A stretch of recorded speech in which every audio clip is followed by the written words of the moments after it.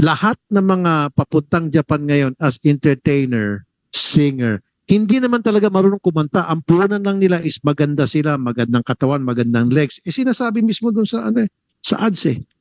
Attractive, beautiful, sexy, long-legged. Tsaka dito eh. Girls. Oh, dito pala may kita mo kalokohan na eh. Oh, di ba? DMW. Oh. So dapat ibalik natin 'yon na para lahat ng pupunta sa Japan, eh hindi ka pala marunong kumanta, maganda ka nga, eh scratch ka na agad.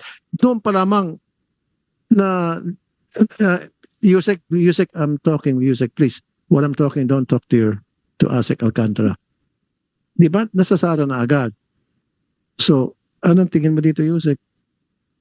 Ang kailangan po dito kaya right implementation po, Mr. Chair. No? Kailangan mahigpit po talaga tayo. The skill set should be there and the competency and qualifications. Then why are you not doing that sa DMW? Wala po kasi sa DMW yung mandate to assess and determine who are competent as singers and dancers.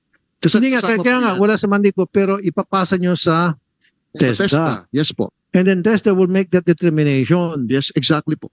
So from now on, make it kasama sa mandato ninyo na i-require ang lahat ng pupuntang singer sa Japan o talent o masahista dumaan sa TESDA, kumuha ng certificate, talk to TESDA. Yeah. Meron po silang kinukuhang certificate, kaya lang yung pong assessment nga, hindi po ganun ka-stricto. Then it should be very strict TESDA. Pag sinabing singer, talaga dapat marunong kumanta. Hindi yun sasabing singer at sexy, may tsura, kahit na sintonado, papayagan nyo. Yan, siguro sinasabing korupsyon kasi nabibenta.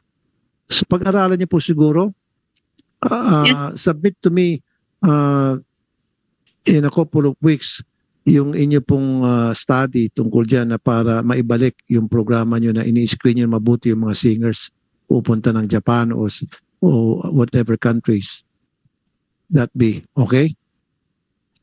And DMW Yes. kasi marami sa mga pupunta sa Japan as singer entertainer, they end up sa mga club, traffic sila, napapasok sila sa prostitution. Alam niyo yan sa DMW, imposible hindi. Di ba? Umuo ka, so alam mo. And you're not doing anything about it, right? Because bungal ka, wala sa mandato niyo, ganun ba yun? That's very unfortunate.